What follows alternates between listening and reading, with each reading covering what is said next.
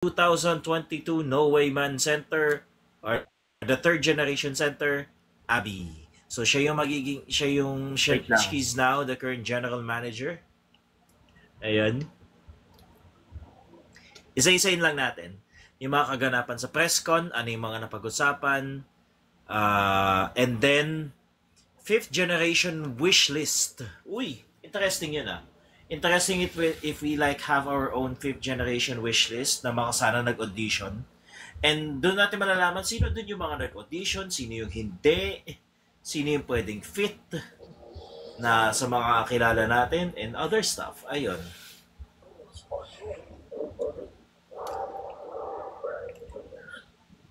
So, una-una, kumusta nga pala dyan? Kina Kuya Ed, kay Kuya Joe, kay Nia Kuroshi. Eto, liwanag ang dilim. Okay na after elections. So, I'm happy with that. With this happen. Ah! Pardon me for playing certain theme songs. Medyo nililinya natin kasi ano eh, we know a similar scenario on another instance we're in. Wherein ito just to help just to help understand yung mga ano, para tulungan na yung mga kapwa natin MLOs na maunawaan yung nangyayari. Kasi, di ba, si Abby, or former ML48 Abby, the legendary ML48 Abby, former member, is already appointed as the new and ML48's first ever general manager, Archie Heinen. A position in the 40G, same as that of Chirpang from BNT48. And sino pa ba? Among others. I think that's something na pwede nating introduce in a future post. But for now, yun ang ating may babahay dito patapos sa bagay na yan. Ngayon, as far as my understanding sa ngayon, that position, noting that Abby, much like Sherprang in BNK, is hindi na siya in a performing capacity. I mean, in an on-stage in a performing capacity in terms of being an on-stage performer, but rather as someone who is mas malapit sa front office or management, kumbaga parang intermediary siya ng management at saka ng captain, which is Jamie. Nakakatapos na ng live stream a few minutes ago, diba? Yeah. So yun, while we're having some little discussions about ML48, we would like to say hi to Agon Diao. One of our, isa yan sa mga P-pop na inaabangan din natin. And I'd like to add some of the news about this. Hopefully, this is a new transition era. And knowing that Abby has her own business, may sarili siya. Oh, mayroon tayo from Raha. Hello, Raha Airo. Ayan, meron kaming konting ML48 news na pinag-uusapan dito. So, ayun. Ngayon kasi, they need some form of guidance na at this point. And I'm sure, given the generation and given na marami na ding mga nangyayari sa mundo ng P-pop, pati mga P-pop artists binibisita na tayo. Ayun.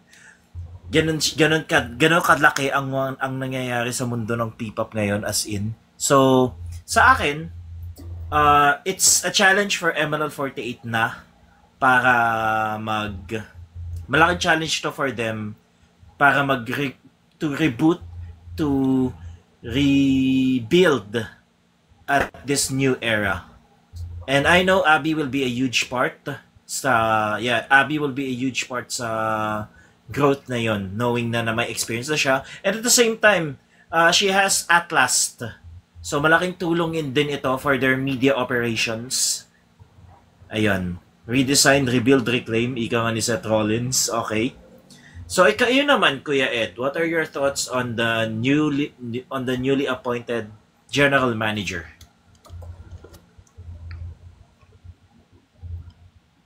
Kuya Ed, set up. Nia Koroshi, ikaw. Yeet, what is the Yeet news? Okay. Since hindi ko napanood yung buong live stream noong last time because I was taking a rest note. But as far as the news goes, syempre, I know what has happened. Abby must become the leader, or the GM like Adam Pearce or Nick Aldis or Abby Aldis. Triple H. More like Yes. Abilene Levesque. Yes, Abby Levesque. Oh, nice name. But yes, so I think sinabi ko na yan for the past chats ko na sa GC na I think I did predict na si Abby can be the leader. Kung hindi siya mag-perform, it's okay to be the leader, the general manager of the group, and which is nagkatotoo. And talaga nandun na tayo sa transition era ng MNL na at least we will see the new and improved and it will be a better MNL 48 na makikita natin sooner. I know na medyo magiging matagal din itong ginagawa ng MNL for now. Trainings, magiging plans nila in the future. I know, ako naman din na gusto ko din naman makita ang MNL sa totoo lang. Like, you know what Hopefully in person. Sino bang hindi? Hopefully in person, hindi na virtual. Hindi na virtual. Ayun. Hindi na yung virtual, sinasabi ko sa'yo talaga. Teka lang, huwag mo kang paiyakin agad. Biglang na naman mumultan yung isip ko eh. Oh, kita mo siya mga Pipa fans, mga nagpapakita sa atin. Hello po, ayan, ML48 po ang pinag-uusapan natin ngayon. Yeah, pero going back, pero happy na din ako with the transition, which of course si Abby mukhang nagbalik pa as a GM. And I hope din yung makikita natin konti, like si Sheki, pwede maging vocal coach yun for them na para ma-improve man lang yung nila, yung talent nila in singing and of course for dancing na din na as long that yung forward talaga yung nakikita natin as ML Loves is maibibigay nila in whatever happens throughout the years ahead. Syempre, for the 5th gen, alam ko, di pa natin sigurado kung sino magiging 5th gen. Alam ko, 3 members of din magiging 5th gen. May wishlist pa rin tayo. Sana may wishlist tayo. Ayun. Oo. Yes, eat, of course. Then, welcome to my vlog. Joke lang, practice ko na yun. Yeah. But anyway, Thank you. yun nga. Thanks. I'm so happy for MNO 48. And Yeah. for the youth time, hopefully, pupunta na ako. Kahit bungkuin ako ng bus ngayon, hindi joke lang. Huy! Yes. Pupunta ka na, sinasabi ko sa iyo, ha? Pupunta talaga ako, promise. Kahit saan mang magpunta, kahit saan mang planeta man lang ako. Or universe. Bumungad ilo. Rather. So, yun. Neo, sana sa Okay. makasama ka namin in person. Oo. Whatever it may take, any means necessary, okay? May vlogging Okay. Ito. Oo. Bagong thoughts lang, okay. Konting commercial lang. Thoughts po sa Destiny. Well, anong Destiny? Yung old o yung new? Kasi the thing is, old Destiny was like the biggest could have been, pero I don't know what they did. The new Destiny, sino ba ang mga bagong members na abangan namin? Yun yung inaano namin. May Teen Idols, meron bang mga galing sa Teen Idols or what? Pero those are my initial thoughts. I don't know what to expect kasi ang daming hindi ko alam. Ayun. Yung mga former members nila, mga soloists na sila. Okay, that's all. Going back to Emerald 48. Kuya Ed, ikaw naman. Well, Wait the lang. last time. Wait yeah. a minute! Oh, Teka yeah. lang, Charles Robles nagpapakita dito. Okay, for those who may not know, Charles Robles, kapatid ni Master Joe, he's here. Okay, Oo. hello po. Totoo. Nagpakita lang, for grabe real. na. Oh, Walang kapatid. Nagpakita Wala lang. naman kapatid si Diyos. Baka pinsan.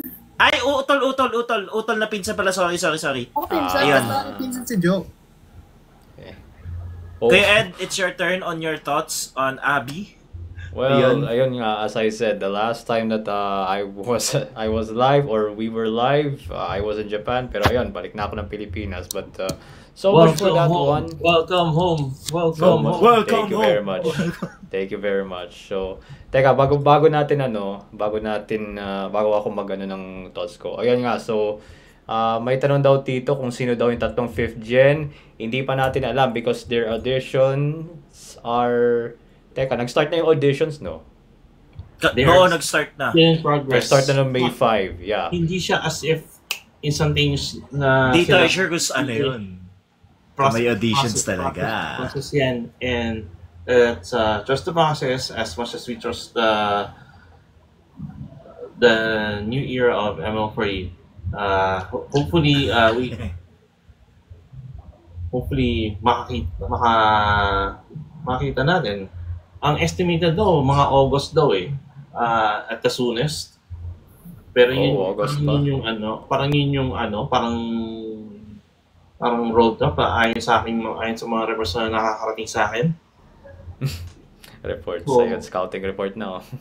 Oo. Ayun. Yeah. At ayun nga. Okay, continue, Edge. Okay, but ayun, so mabalik lang. So, as far as Abby's hiring is concerned, tawag dito, actually, I've also, sabi natin, I've also collected some reactions from other people, and I would say that it's a mixed compilation, mixed reaction, yung reactions nila about sa pagkakahirang kay Abby as the Shihainin or the general manager of MNL48, the inaugural one. But as far as my opinions are concerned, I might consider this a great hire because first of all, I mean, si Abby naman, I could say, although sa simula hindi natin makikita sa kanya yung leadership because syempre may mga overall captain na iba or something. But siguro as the years went by, and not to mention na meron na nga siyang business ngayon, I think yung leadership skills niya has been honed, I would say, has been developed. And not to mention na meron pa yung don't forget she's also involved with SMDC baka naman, pero ayun. Siguro sa mga experiences niya outside MNL, or while she was away from MNL, because technically ang masasabi ko sa pagkakahirang kay Abby is she has some unfinished business kasi if you can remember, Abby's departure from ML48, I don't know if this is true or not, paki-confirm na lang, but I think Abby decided to leave ML48 because of personal problems, no? Or personal reasons, right? Could be that. We can say that. Yeah, I It's cannot true that we can say that. We cannot, parang wala siyang confirmation there's not, and there's, of course, kahit sino namang, everyone who gets released, I don't think they have like a clear statement. There are some news, we can only say na parang, okay, di na ako mag-renew. Parang sinasabi lang yun, pero I don't think they're gonna state why. Walang nagsasabing ganon. Unless maging ala ricochet sila, ang pwede nilang gawin, pag nasa ibang kumpanya na sila, then they can roast people. Parang ganon. Parang parang throwing someone under the bus, or parang sabihin na natin sa, kumbaga parang sa corporate standpoint parang you're burning the bridge. Oo, pero I don't think she did that. Yeah, I don't think she did that. Pero sabihin na natin personal reasons. But ayun nga, masasabi ko dun sa kanyang pagkaka-hire is really unfinished business because I know for a fact that kasi at the time of her departure, I believe marami pa siyang gustong gawin sa MNL. But of course, personal reasons came in, so she definitely has to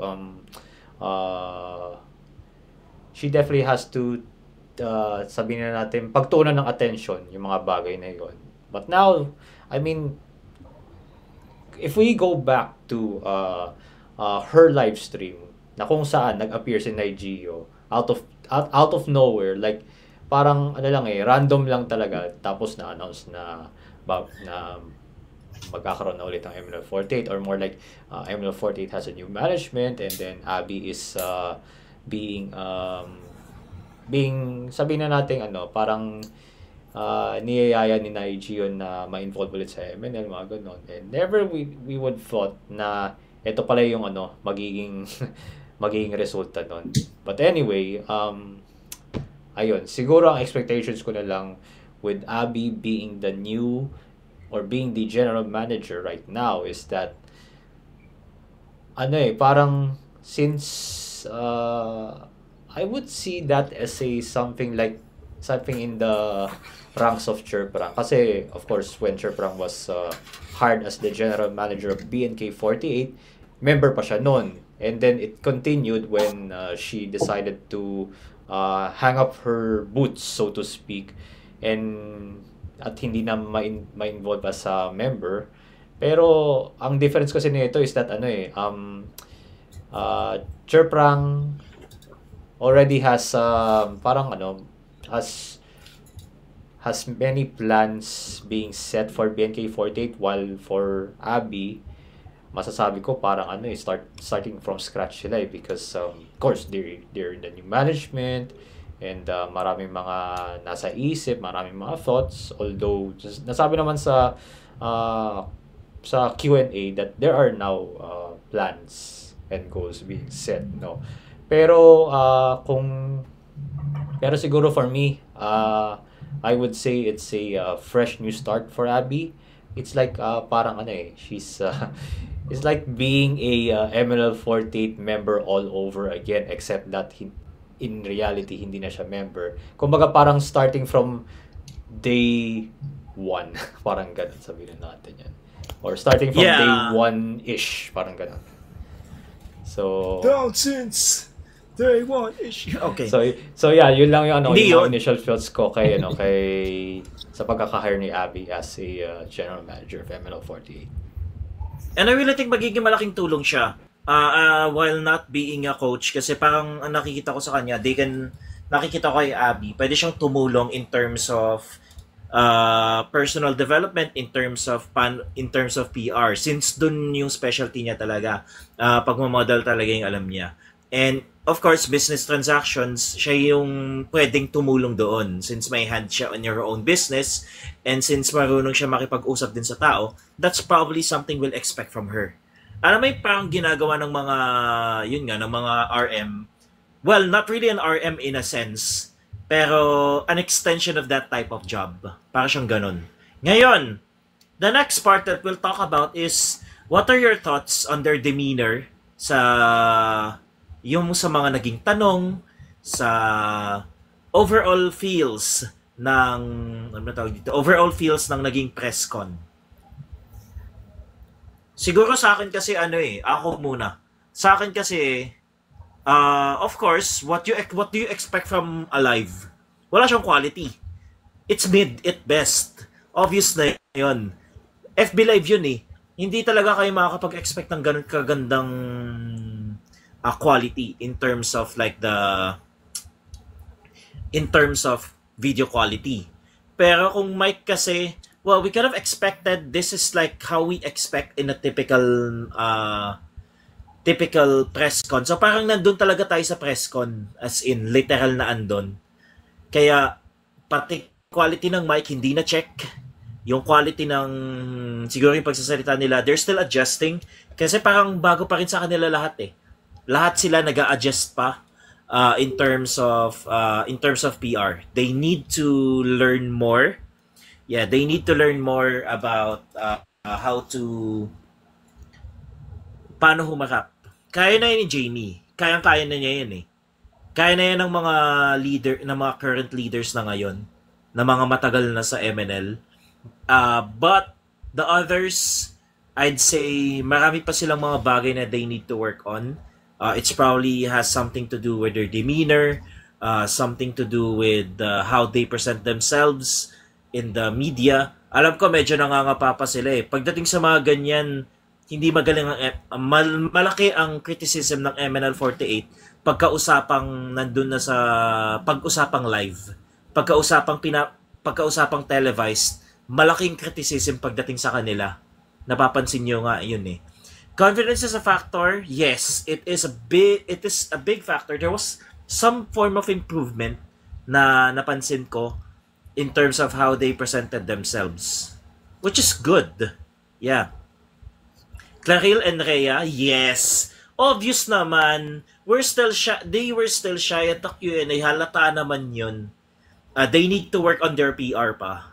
Ako na mismo makakapansin nun. I hope there's someone, I hope they have a PR mentor para makapagturo nun. Hindi kasi, I know, not sure about the staff that they have, but I'm really hoping na merong isa doon na marunong mag-work on their PR. Yun yung pinaka nakikita ko. They can run back the press con. Yes! Actually, pagkatapos ng press con, dapat nga parang behind closed doors na pag-usapan nila, you need to work on this. Para may general thought ba? General evaluation ba? Para at least magka-idea kung ano yung pinaka-i-expect. Ayun yung sa akin. Now, let's hear it from the others.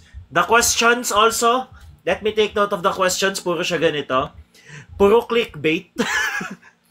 Puro clickbait questions yung mga na yan, puro clickbait questions ang pinaka napapansin ko sa mga tanong. Puro coming soon. Yeah, gets naman yun. Gets naman. Puro clickbait questions.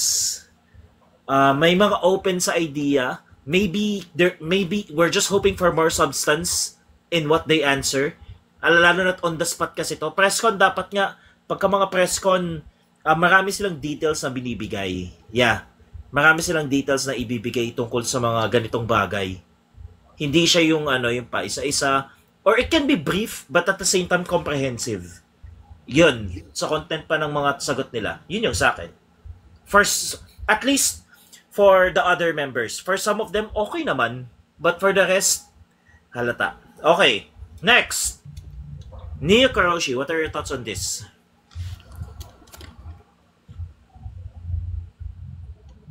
Hello! Okay. Yan. Wait lang, nagtatest kasi ako ng camera. Naka-on ngayon. No? Okay. Go ahead. Anyway, yun nga. Yung thoughts ko about sa magiging future under the new administration of the president. Este pala, general manager. Huy! Sorry. Sorry. Iba na pala. Sorry. Ano pala? Abilene Trinidad's administration or the general manager leader.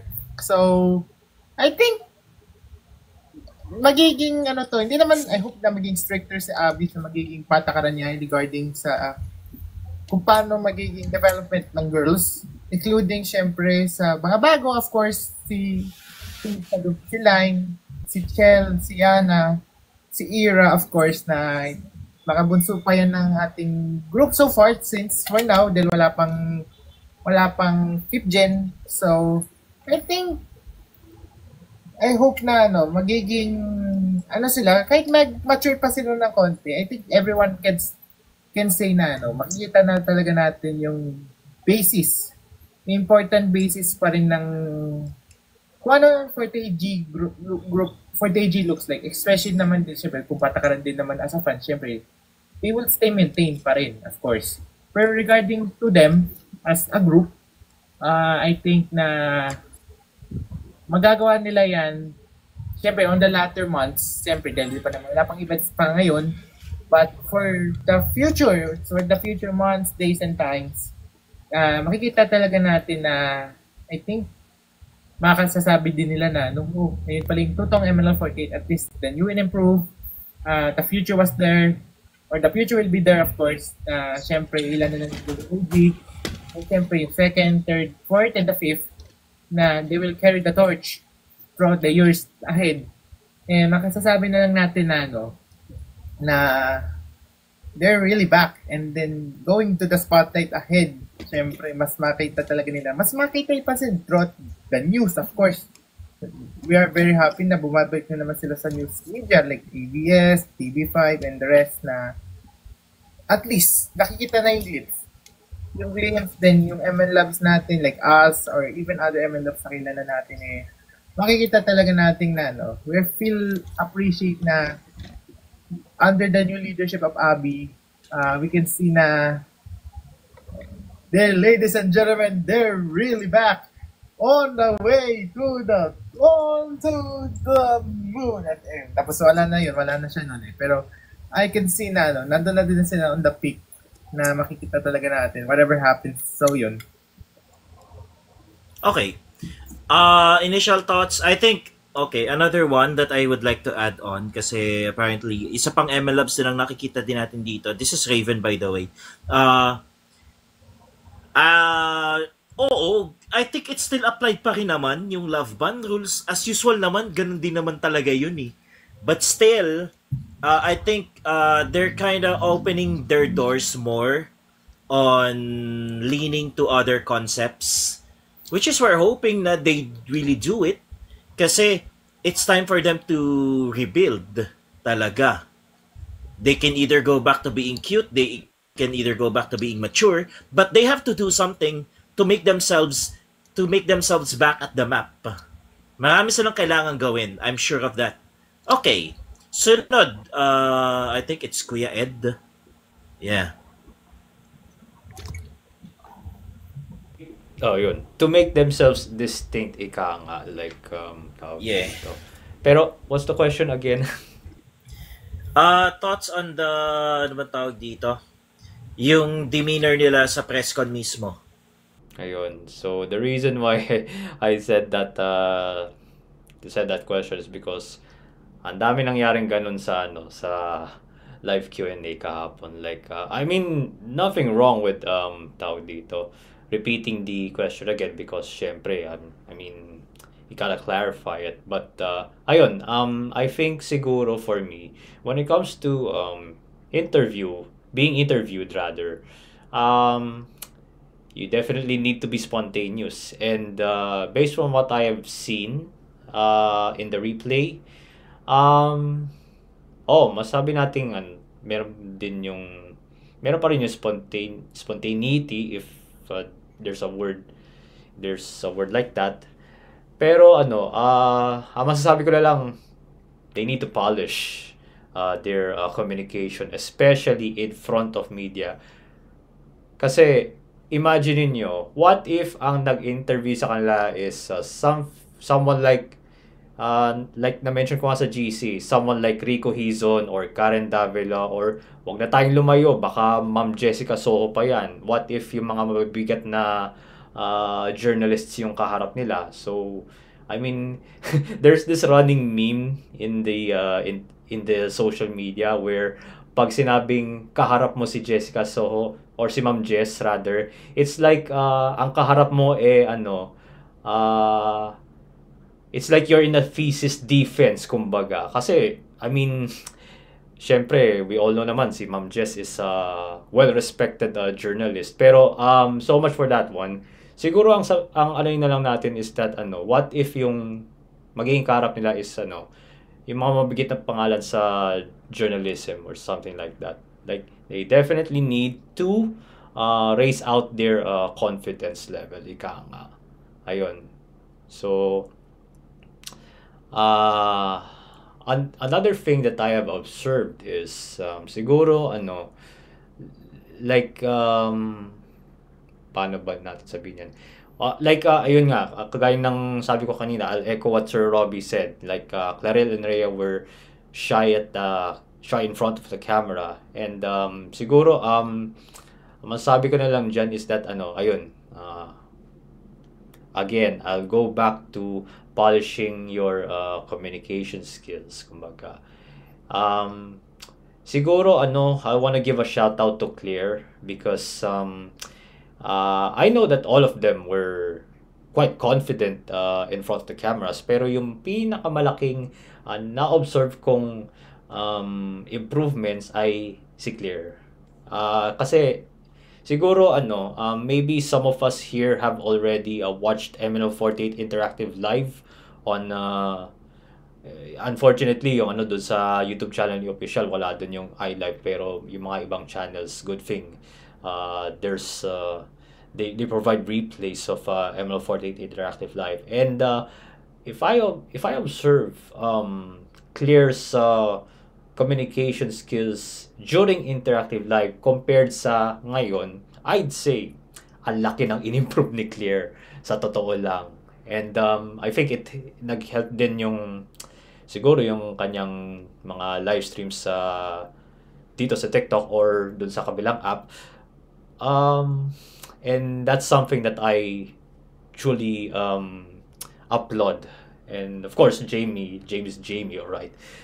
And as far as fourth gen is concerned, I would say they exceeded my expectations, truthfully speaking. Like, even if sina Irat line lang ang nandun, parang parang na-observe ko na parang paano ba? Parang dinaig pa nila yung kanilang mga senpais with regards to the way they communicate. Although syempre truthfully speaking din there are times na nagsa-stutter din sila or there are times na nahihiya din sila or something like that. But yun yung very interesting na na-observe ko.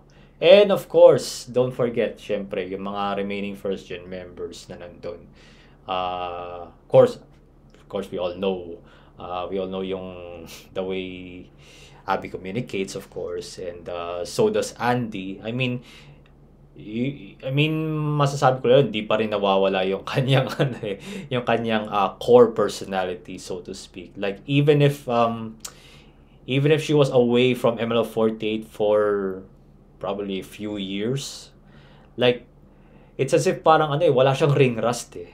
Like kumbaga kung ano yung Andy na nakilala natin noon and yung Andy na nakilala natin while she was away with ML48, nadala na yun sa sa mismong live Q&A kahapon. And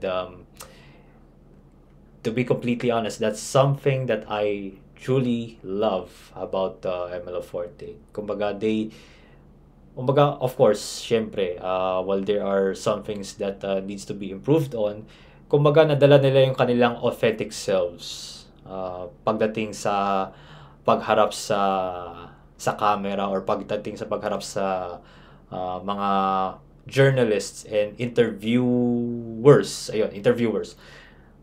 And overall, I would say if I'm gonna rate this out of 10, siguro ang i-rate ko dito is mga ranging around 7 to 8, I would say. 7 to 8 out of 10 yung i-rank ko when it comes to their overall presentation kahapon sa live Q&A. And I'm talking about the members, yung overall presentation ng mga members sa live Q&A kahapon. Yon. That's it. Wait lang, bakit? Pati add-ons lang. Natatawa lang ako kanina during Kuya Ed's speech. Okay. Kuya Joe, I think it's your turn. Wait lang, commercial muna, guys. Before kanina pa ako natatawa. Bakit? Ano yung napapansin natin dyan? Ano yun? So, Parang kakaiba. bakit? Anong meron? At anong napansin natin dyan, Neo? Kanina pa na natatawa ko kay Edge na nabanggit yung Jessica So. Imagine mo kung nakalob yung Jessica So at ML. Baka sasabihin niya, lumipad ang eroplanong papel. But yeah. Pero okay. But humor aside, kasi, ang context lang naman kasi nun is, marami dun sa mga media outfits that were present yesterday sa presscon that went from different media outlets like ABCBN, GMA, and TV5, and some from our fellow independent media outfits like Mokesha and Otaku Bites, and even the Romy Historiador na paminsan-minsan nagko-comment sa mga content natin sa FT48 pages and even on our IG. But yeah, ayun. At na-appreciate natin yung presence nila doon. Okay, wait lang, address ko. Yeah, especially sorry, address ko lang to I don't know about the Konami's. Yeah, I don't know about this Konami stuff, but it's better sila tanungin mo. Okay, Kuya Joe, tuloy. Ayun nga. Yan, patungkol like I was saying, bukod dun sa mga mainstream media outlets like ABS-GMA, TV5, and so on. Nandun din yung mga independent media outfits like Mongeisha, Dome News Tornador, Otaku Bites. Yung mga usual na nagko-cover ng mga idol events, appreciate natin yun kasi yung kilala natin yung iba sa kanila, like yung si Romy Sorrero sa si Otaku Bites na nagsusulong ng J-culture and idol culture at present sa mga idol events.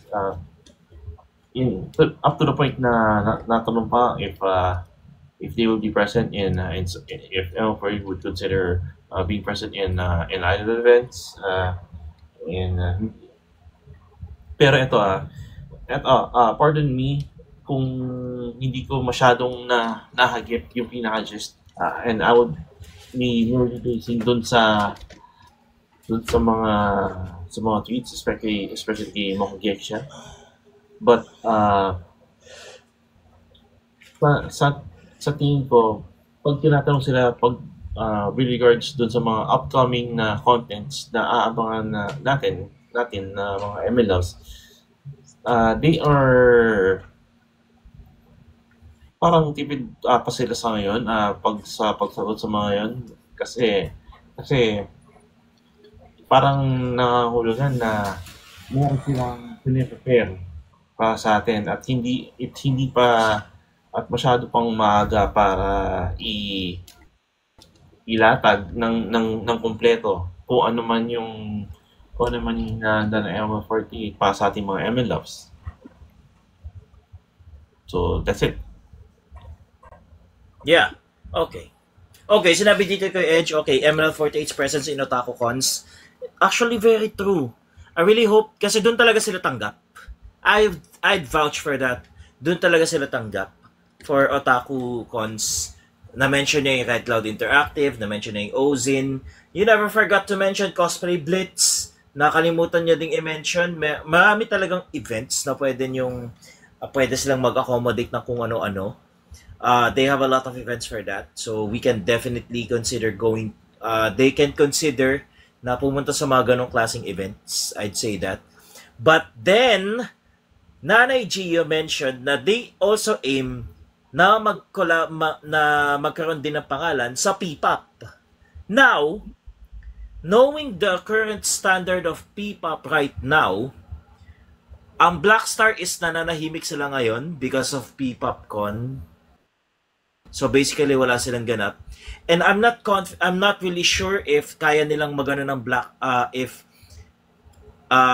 since tahimik si Blackstar and apparently may sarili silang mga talents. I'll vouch for that.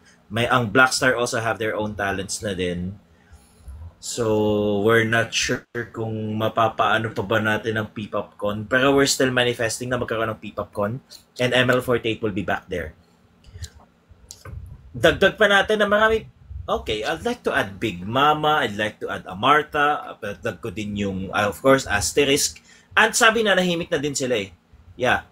So yung mga buhay na ngayon, yung mga buhay na productions na ngayon sa P-pop, sa mundo ng P-pop, I'd say are Sidus. Although based sila sa Central Luzon, they can go anywhere. Pero all around Luzon pa nga lang, si Sidus. Dun sila, hopefully Sidus considers. And hopefully, if ever the new management could consider, since nakapag-perform na rin, I've been working with them na rin with Sidus. If they are open to like exposure or make them return back to the spotlight where they belong, then definitely Sidus is a good market. It's definitely a good market for them. Dagdag ko pa is Asterisk, ang Econnect, although it's facilitated by Asterisk Entertainment, may mga talent sila doon. Hopefully ML48, if they have a new single, or even if they have their own singles, pwede nilang i-perform doon. Magkaroon sila ng time. Viva Cafe. Yeah, Viva Cafe can do that. Live Bus Productions in the same market. That's what I'm not sure. Yeah. I don't know kung Live Bus. I don't know if nagpapa-show sila. I think so. Pero ang naririnig ko about Live Bus is usually yung mga foreign acts. Sila yung madalas ko nakikita nagpo-prod for them. Yeah. Now, pwede ko yun nga, Sidus, Asterisk. Asterisk Entertainment is also an entertainment. So, ibig sabihin na may mga talents din sila. But we're also hoping for them to open doors for all P-pop groups. Lalo na for Emerald 48. Hopefully, they can consider P-pop Caravan. They can consider the, of course, yeah, they can consider, of course, Kultura, yung mga campus tour nila. They can consider P-pop stage as someone na babalik talaga, as in, they can consider that. Ayun. These are some things na we can only aspire for ML48 na maibalik sa kanila. Those are just my initial thoughts. So if you're hearing this, ayun, we're giving you options. We're okay. Now, 5th generation. Ang susunod natin is 5th generation wish list, I guess. Yeah, we can consider like 5th generation wish list. Sino ba yung parang kino-consider ninyong, huy, mag-audition ka, try mo. Ganon. I think si Kuya Joe muna. Ito sa tingin ko, ito yung mga initial thoughts ko about the 5th gen. But before we get to that, shout out kay Daniel Antonio, returning ML Loves here. Maligayang pababalik sa fandom, sa pagiging ML Loves, at sa pag-support sa ML48 in its new era. Free scouting report here. Yeah. Ngayon, pagdating naman sa 5th gen, may mga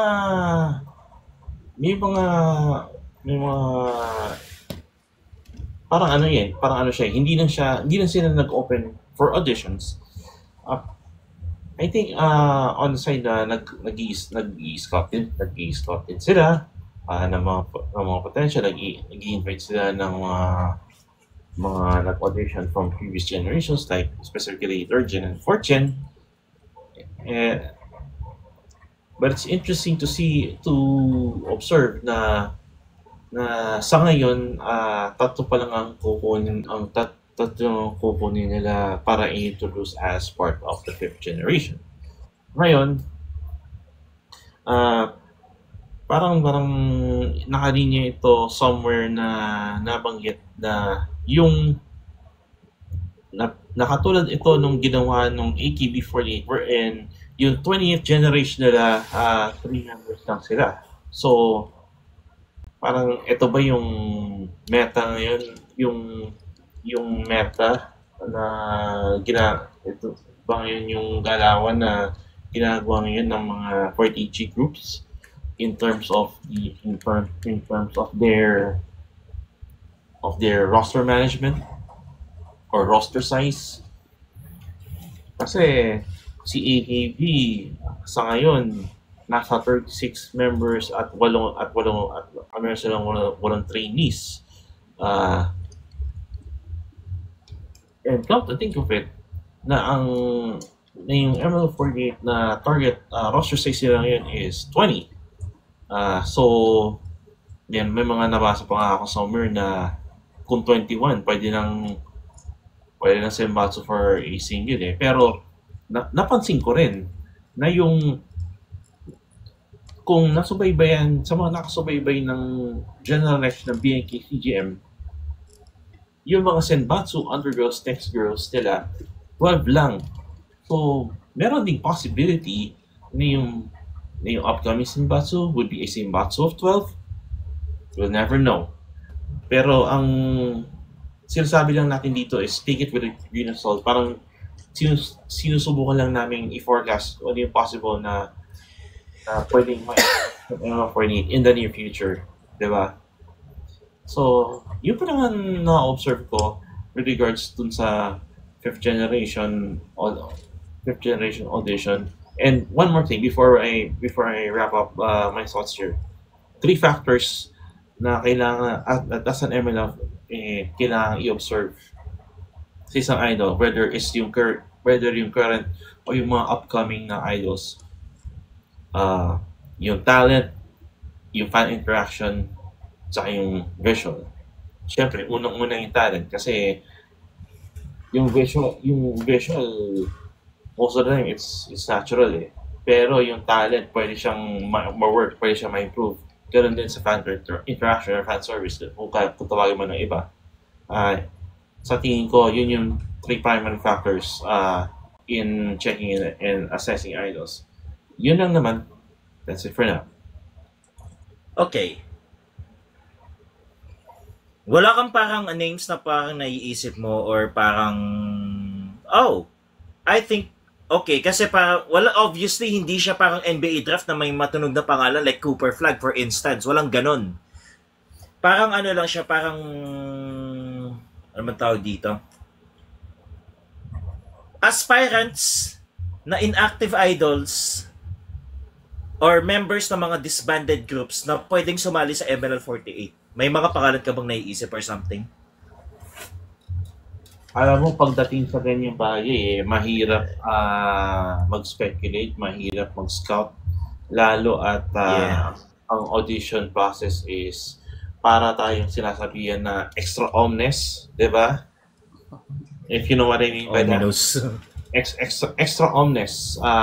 Kumbaga, wala tayong inside perspective sa kung ano yung possible na trajectory or nagiging kaganapan sa audition process. Whereas we may have hint kung sino yung possible na pwedeng maisali sa 5th gen. Maybe yung iba na nakita natin nung Liquid and Rise na April 26. Pero we'll never know eh. Maraming pwedeng mangyari in between then at hanggang sa matapos yung audition process eh. Yeah. Okay. Yeah, thank you for that. Next, Neo Karoshi. What are your thoughts on the 5th gen auditions? Well, mahirap i-explain sa ngayon what the 5th gen will looks like. Kung sabihin na natin if you cannot agree sa sinabi what I will say yung from the past 4th gen na aspirants at that time before we have Era, Line, Chelniana. Siyempre, may mas mabigat pa. Not just the 4, of course. Siyempre, kung pwede magbanggit, like City, na of course, si City medyo kamukha ni Colin ng konti. Then because of the hair, or become medyo cutesy siya in regards. And of course, of course, muntik na nga siya pumasa. Unfortunately, di ba, ang management that time medyo lugi at saka may issue din. And really as well, actually, na muntik na din siya mapasok. Unfortunately nga din, issue din with the management ng thinking coach kaya hindi siya natuloy. Kaya ayun. But I think nabanggit niya na namin yan eh, na nandun si Riri sa isang GC namin na I think she considering as well to audition for the 5th gen. Yun yung parang second chance na niya na I hope others din na nabanggit ko na pwedeng sumama. But to others na kung gustong-gusto din, unless of course, tatlo lang kasing nahanap for the 5th gen. So medyo, it will be difficult kung tatlo lang. No? So, we didn't know who is the 3 sa ngayon. Whereas far with what I have mentioned, syempre, hindi natin sure kung tutuloy pa sila or else. Or baka may bago sa ngayon na makakasama sa mismong grupo and to emphasize the talent and to revolutionize once again the P-pop stage with the new MLL48 alongside with the second, third, fourth, and fifth. And of course, regarding with the lesser OGs na nanditira dun. So, I hope it will build up sa magiging character and yung factors din ng 5th gen. Of course, we don't feel na kung siyempre paano mangyayari yun kasi di pa natin alam kung sino yun.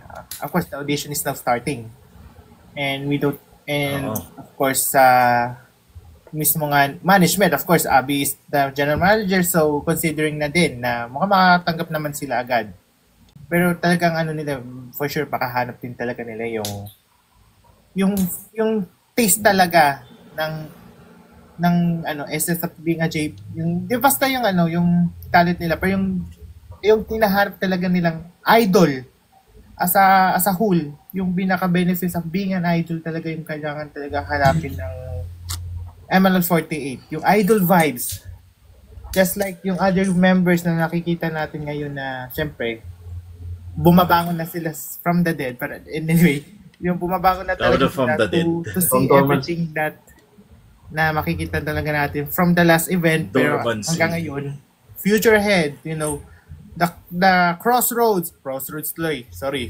Parang Cody Rhodes. Yun. So yun, anyway, yun nga. But I feel na, I think sa panahon, when the time will come, na makikita natin yung 5th gen, I hope na makikita talaga natin yung yung energy na hinahanap natin for every members na nakita natin, especially sa mga nandun pa sa MNL48. So yun. Yeah. So sa akin naman, well, may mga nakakausap ako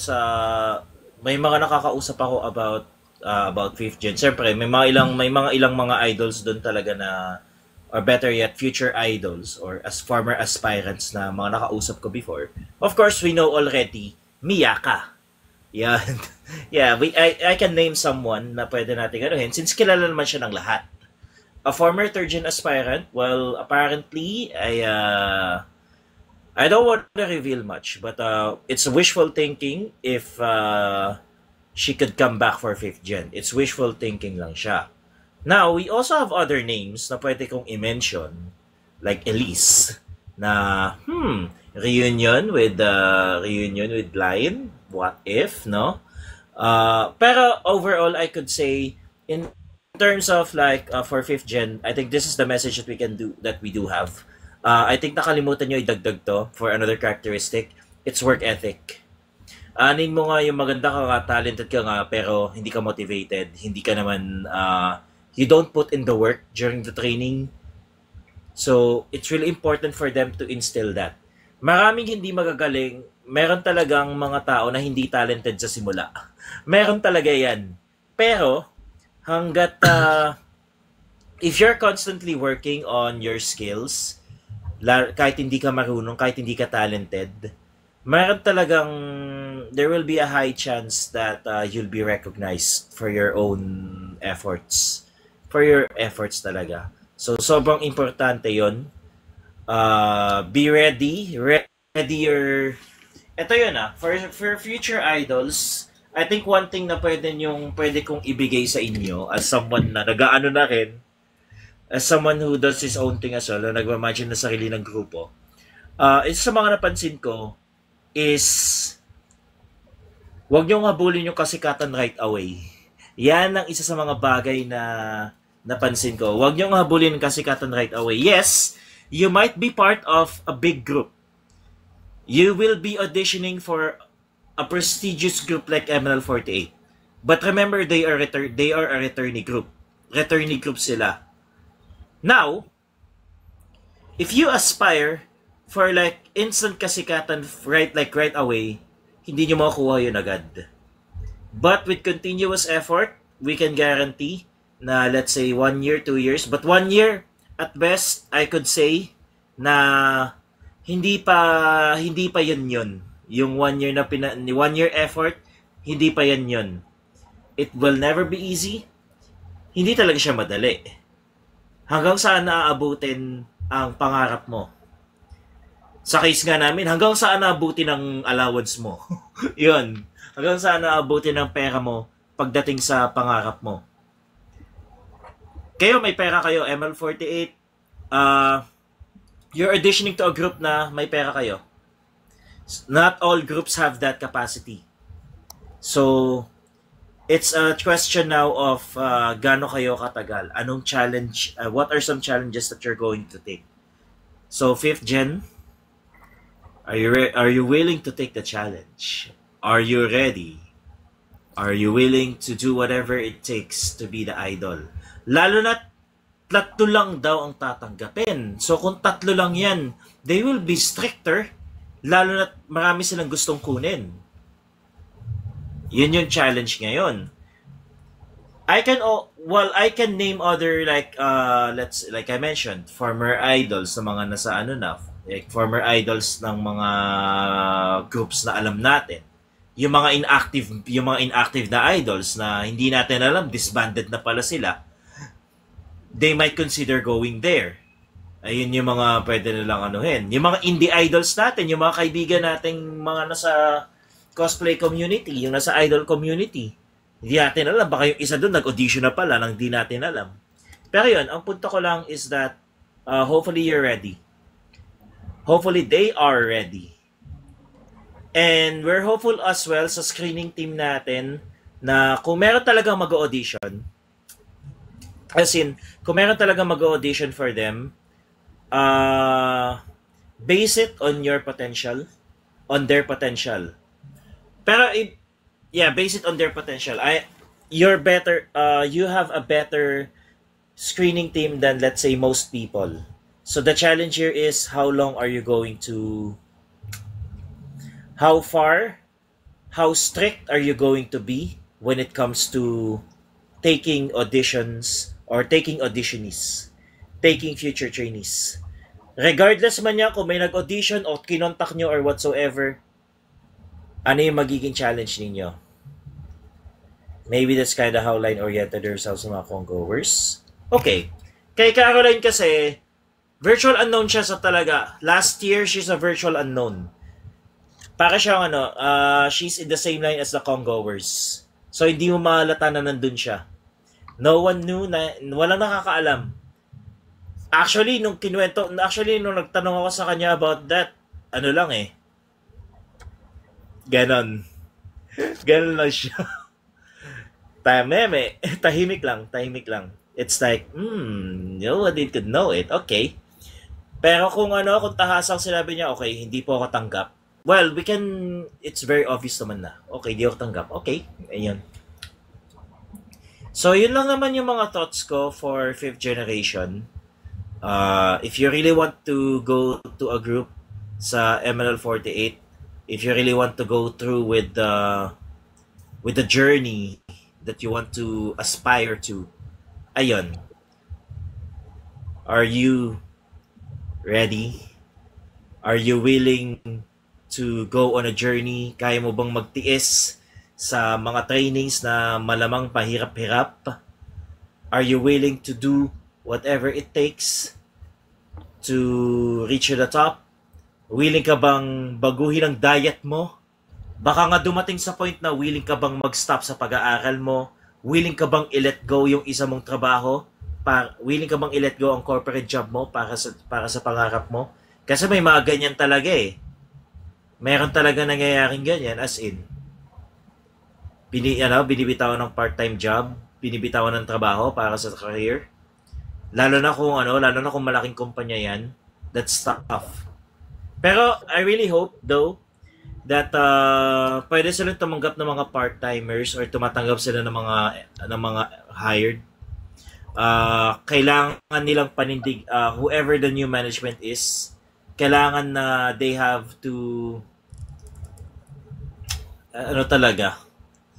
Kung gusto nila ng full-time idols, kailangan maging enterprise sila na willing magpasahod talaga ng kinsenas katapusan.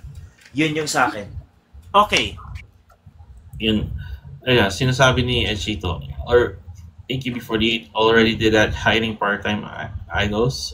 Si Sir Robbie muna. Okay, before we get to Sir Robbie, parang may nabanggit before yung AKB Baito. Sir Robbie, you might have an idea regarding that. Yeah. Yeah, part-time members, there's a lot of them. Baito, there you go.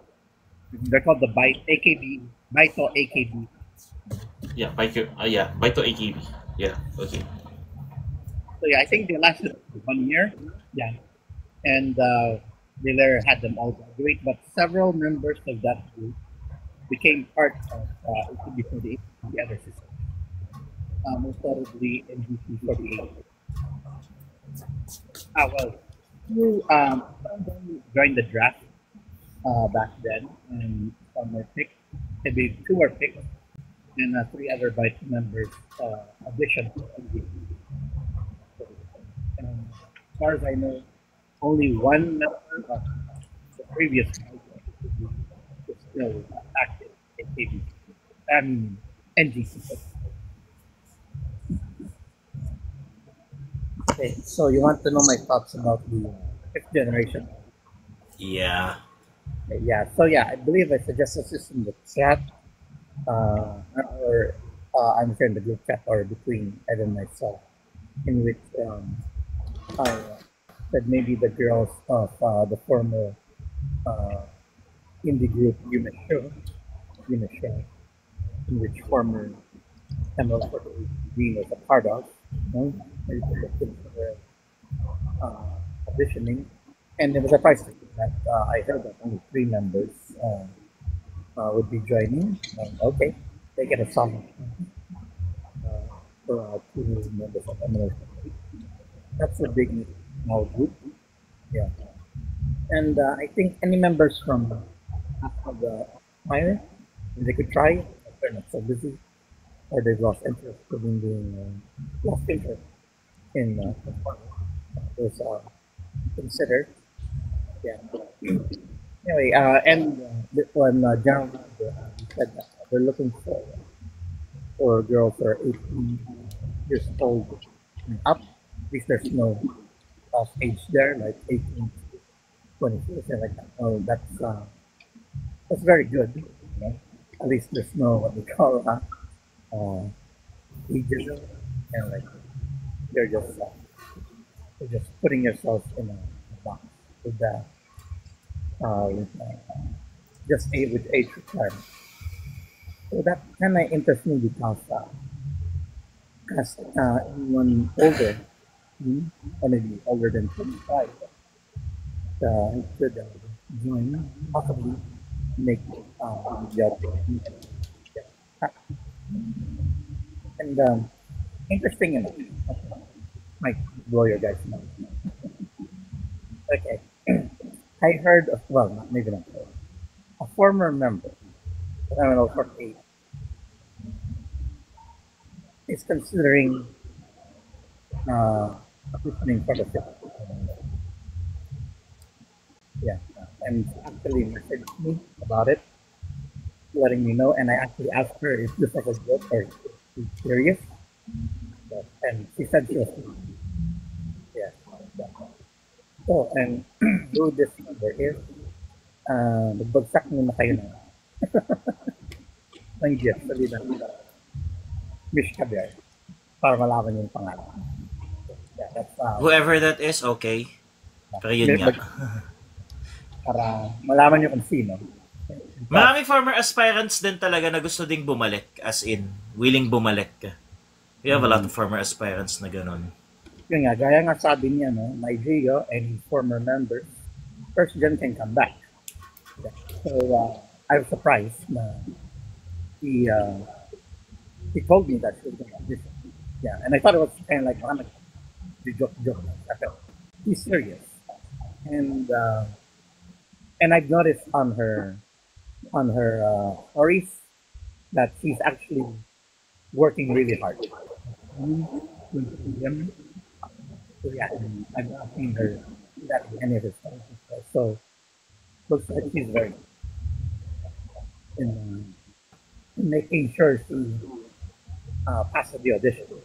Yeah. So like I said, if you guys want to know, I'll drop it. Okay. Yeah. It's an honor for you. Yeah, hanggang doon na lang muna siguro. I'd say that. I'd vouch for that. Hanggang doon muna siguro dahil, those are wishful thinking. Kasi we'll never know what could transpire behind the scenes. Pwede nilang sabihin, kinontak nila ako, ganyan. They contacted me. And when we can tell them na, kunin mo, take it, try again, ganun. You can say that to them that they can try again. Yeah. But of course, they can decide kung nag-audition ba sila or hindi. And it's not even kahit ko sabihin na okay, kahit naman sabihin ko na gusto ko mag-audition si ganitong pangalan, sila din naman magde-decide eh. Yeah. They'll be the ones to decide on that. Yeah. Parang tinuloy mo ba? Okay, kung hindi, okay. Gets naman. Kasi, lalo na kung talaga. Lalo na if this is someone na malapit sa atin talaga. Tuloy mo? Okay. Pero kung hindi, okay, gets ko kung bakit. Parang ganon. Invite Yeah, ng invite, pero call nila kung G pa rin sila. Ayun. Yeah. Although I'd love to have the third and fourth gen as parents who didn't make the cut to do it again. The question mark is, sino yung mga pwede? That's the thing. Okay. Kahit sabihin, magbigay tayo ng mga pangalan, assume natin, di natin alam yung mga personal life nila. Assume na lang natin, wala tayong alam sa mga, sino yung may jowa, sino yung wala, ganyan. Issue. Yan. Okay. Yun lang naman lang sa akin. Those are my initial thoughts. Okay, na-mention all members of Yume Show. Isa doon nasa isla na. Yung dalawa, duo na sila. And then the other one, the other three, ayun, question mark kung anong nangyari sa kanila. Ayun. Yun yung question mark sa kung anong nangyari sa kanila. That's all for me naman.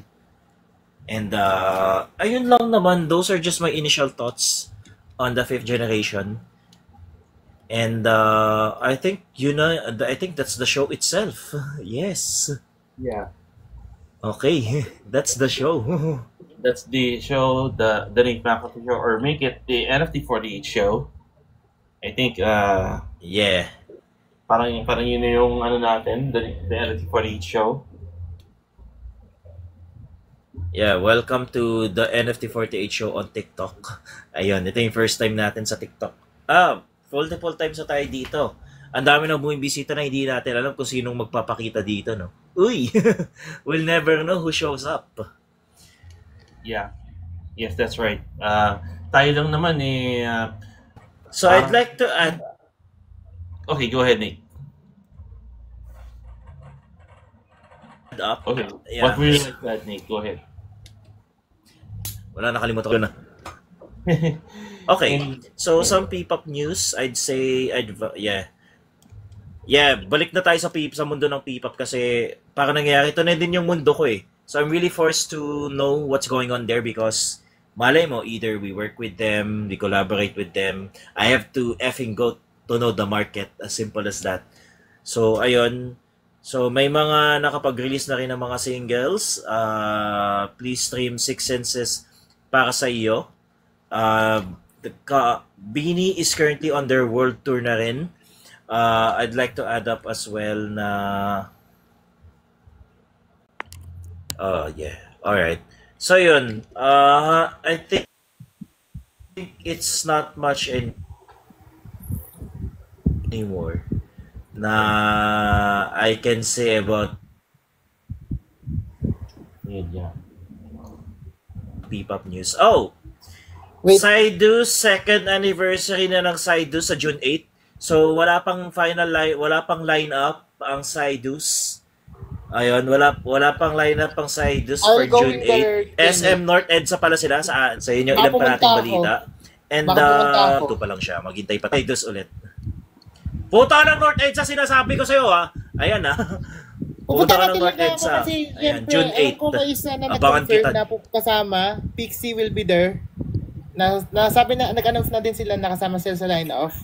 Then speaking of na single, Divine will have their second single, Bulalakaw, which will release at the end of May. So teaser malapit na ilabas. So I'm waiting for the second single.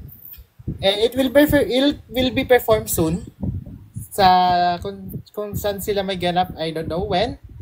So, excited na din ako for Divine na at least from Shish to Bulalakaw. Neo, check the chat. What did I say there? What? Ay, iba pero sa ML48 oh. Pero sa ML48. Ano ka? Grabe naman oh. Huwag kang mag-alala kapag Gusto nila nandun for sila, June 8. pupunta talaga ako para sa inyo, Kuya Nate. Pupunta talaga ako dyan. Kahit naman ang mangyari, kahit hindi kami mag-perform doon, pupunta pa rin kami as audience. Yun yung ano. Sige, pero syempre, iba pa rin yung feeling na ano. Oo. Iba pa rin yung feeling na syempre, punta ka doon as performer sa second year ng Psydu's, syempre. Yun, ML48, kasi for sure, baka please consider Psydu's. Magiging magiging mabigat ang names doon sa lineup. For sure yan, kaya Yeah. dumugin yan. Yeah, please Magiging mabigat. consider...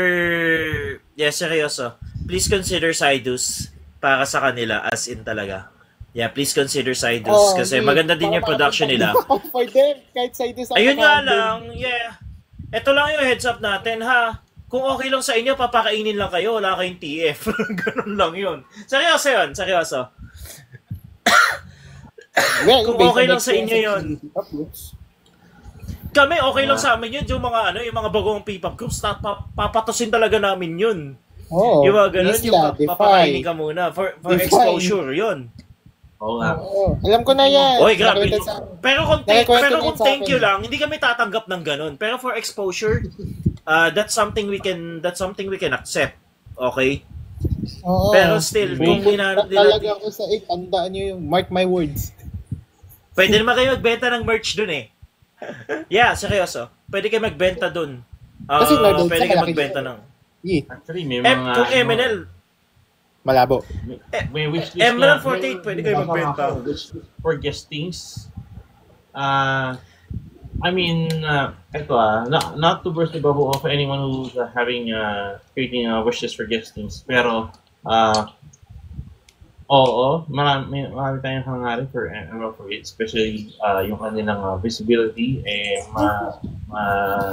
maibalik yung kanilang visibility, yung kanilang relevancy, so to speak. Pero nasa kami pa rin ng Yeah. nag-handle ni Gio at ni Abby. GM Abby Levesque, charot. Obvious naman yun. ML48 could just send like 5 members. Yeah, that's possible. Wait! Huy! May A+ Blaze tayo dito. Hello, JM. Ayan. You have some...